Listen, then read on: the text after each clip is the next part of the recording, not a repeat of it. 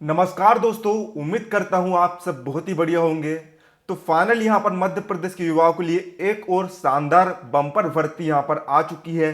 जी हां, यहां पर भारत सरकार संचार मंत्रालय डाक विभाग की ओर से दिनांक 27 जनवरी को यानी कि कल ही के दिन यहां पर ग्रामीण डाक सेवक की के लिए यहां पर एक नियुक्ति का नोटिस जारी यहां पर किया गया है।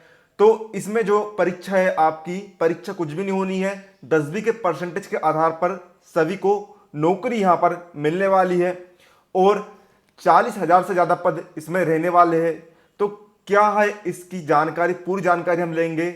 कितनी तारीख तक आप इसका फॉर्म भर सकते हो, कितनी फीस लगने वाली है, क्या एजुकेशन क्वालिफिकेशन है आपकी और किस आधार पर चयन होगा, सारी जानकारी आपको ए टू जेड इस वीडियो के माध्यम से मिलने वाली है। तो आइए वीडियो को हम शुरू कर लेते हैं। तो सबसे पहले हम देखते हैं यहाँ पर महत्वपूर्ण तिथियां। तो आवेदन जमा करने की प्रारंभिक तिथि क्या है, यानी कि 27 जनवरी से लेकर 16 फरवरी तक आप इसका फॉर्म भर सकते हैं।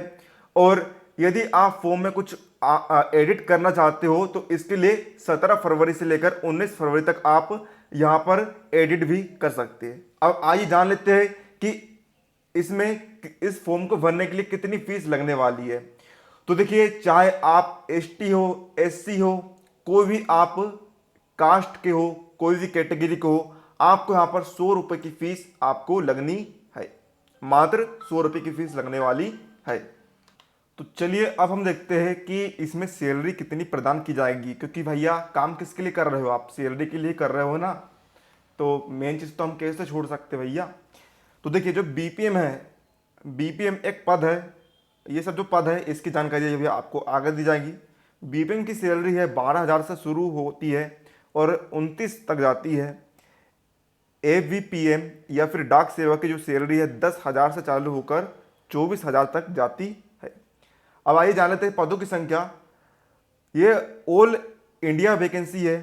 भारत में कुल पद है इसके 40,889 है। मध्य प्रदेश में कुल पदों की संख्या है 1841। तो काफ़ी अच्छे पद हैं, काफ़ी लोगों के यहाँ पर सिलेक्शन हो सकता है।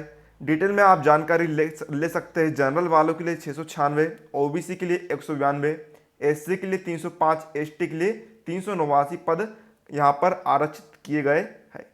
आइए अब हम जान लेते हैं इनकी जॉब प्रोफाइल, यानी कि इनके क्या क्या काम रहते हैं। सबसे पहले हम देखते हैं बीपीएम यानी कि ब्रांच पोस्ट मास्टर के क्या काम होते हैं। तो देखिए, तीनों जो पोस्ट है उसमें आपका काम कुछ भी नहीं रहता है, ठीक है। हल्का फुल्का काम रहता है, मतलब कि आप 24 घंटे में से आप इसमें 4-5 घंटे भी लगाएं तो आपका काम चल जाता है। और बाकी समय में आप अपने और जॉब की तैयारी कर सकते हैं या फिर आप कोई दूसरा बिजनेस करना चाहे वो भी आप कर सकते हैं। तो कोई दिक्कत वाली बात नहीं है, मस्त आराम की नौकरी है ना। ऐसा नहीं कि भैया दिन रात लगी है उसमें अपने घिसी रहे, ठीक है। तो देखते हैं हम यहाँ पर सबसे पहले ब्रांच पोस्टर मास्टर यानी कि बीपीएम का क्या काम है। तो देखिए, इसमें यहाँ पर आपको समय समय पर यहाँ पर डाकघर का संचालन करना पड़ता है, यानी कि आपको ऑफिस में जाकर यहाँ पर बैठना पड़ता है और जो भी यहाँ पर योजना लाई जाती है उनको आपको ग्राहकों तक पहुँचाने का कार्य करना पड़ता है। और यहाँ पर देखिए, है ना, कामकाज की जिम्मेदारी होती है आपके ऊपर, है ना। और आप यहाँ पर सारे काम यहाँ पर देख सकते हैं। फिर हम देखते हैं एवीपीएम के क्या कार्य है। तो देखिए, इसका काम क्या है ना, यहाँ पर घर पर डाक की डिलीवरी करना इसका काम होता है। टिकट स्टेशनरी की बिक्री, जमा भुगतान और अन्य लेन देन ये काम करता है। विभाग द्वारा समय समय पर निर्धारित तरीके से बीपीएम डाक संचालन में सहायता के लिए, है ना, जो भी योजना है उनका यहाँ पर ग्राहकों तक पहुँचाने का काम ये भी करता है। और अतिरिक्त यदि आदेश दिए जाते हैं तो उनका कार्य भी ये करता है। अब ये आप सबसे मेन है आपका डाक सेवक, क्योंकि इसी के पद सबसे ज़्यादा यहाँ पर दिए गए हैं। तो देखिए, इसका काम क्या है। इसका काम भी वही है, टिकट स्टेशनरी की बिक्री, घर पर मेल की डिलीवरी, है ना, लेन देन का यहाँ पर कार्य करता है।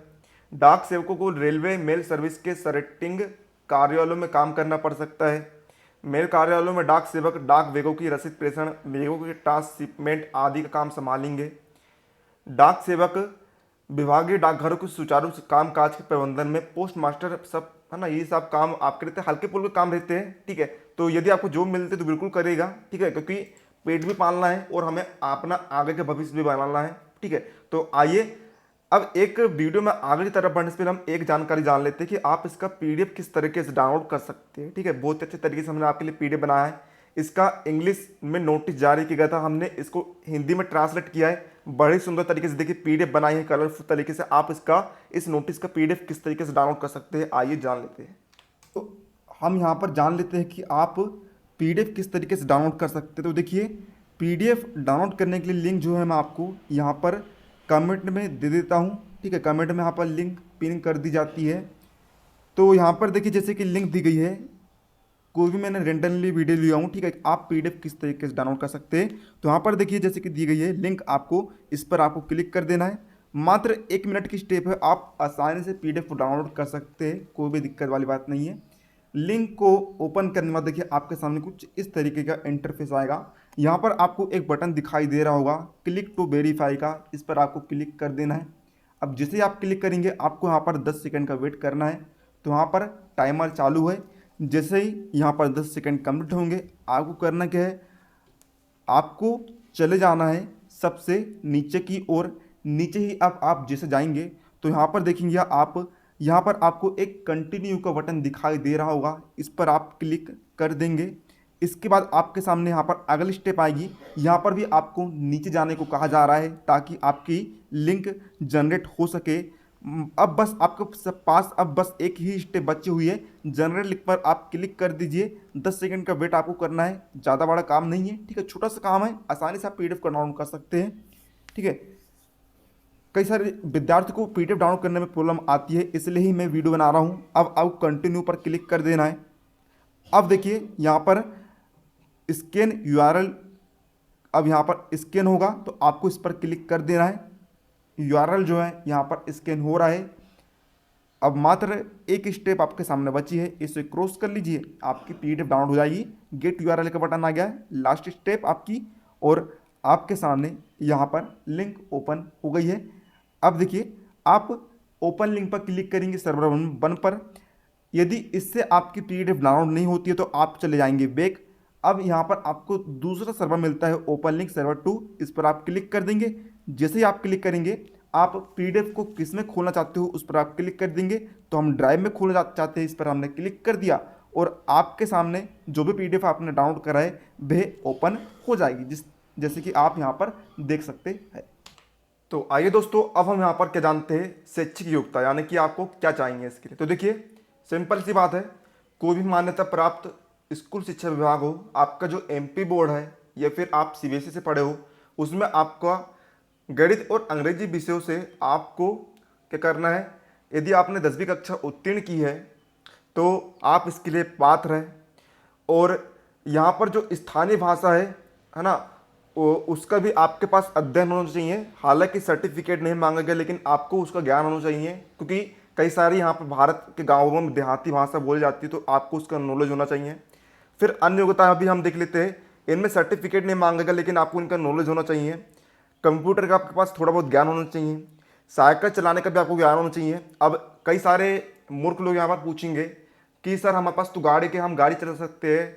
हाँ मेरे मूर्खों, आप गाड़ी भी चला सकते हो, गाड़ी से भी आप पोस्ट की डिलीवरी कर सकते हो, लेकिन आपको कम से कम यहाँ पर साइकिल चलाते तो आना ही चाहिए, यहाँ पर ये कहा जा रहा है। ठीक है, गाड़ी आप चला लेते हो तो बहुत ही अच्छी बात है ना।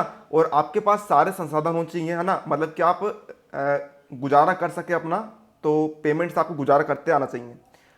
अब हम जान लेते हैं कि आप इसका आवेदन किस तरीके से कर सकते हैं। तो देखिए इसका आवेदन करने के लिए आपको इस वेबसाइट पर जाना है और वहाँ पर आप इसका आवेदन कर सकते हैं। तो कई सारे छात्र पूछेंगे कि सर हम आवेदन किस तरीके से करें, बिल्कुल डिटेल में हमें वीडियो बनाकर दीजिए। तो देखिए आवेदन कैसे करें इसके लिए हमने एक डिटेल में वीडियो बना दिया है, जिसे आप डिस्क्रिप्शन बॉक्स में दी गई लिंक पर क्लिक करके वीडियो को देख सकते हैं। चलिए जान लेते हैं कि है ना चयन किस तरीके से किया जाएगा। तो देखिए चयन जो है 10वीं कक्षा की मेरिट लिस्ट के आधार पर किया जाएगा। यह वैकेंसी आपके पिछले साल भी आई थी, उसमें भी मेरिट के आधार पर शॉर्ट लिस्ट किया गया था।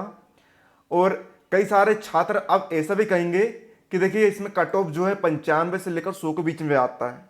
तो देखिए मैं आपको यहाँ पर एक सिंपल सी चीज़ कह देना चाहता हूँ। देखिए आपको यदि सक्सेस होना है किसी भी फील्ड में, ठीक है, तो आपको करना क्या है, जितने भी लोग एमपी में जो सोच रहे हैं उनका आपको बिल्कुल उल्टा सोचना है।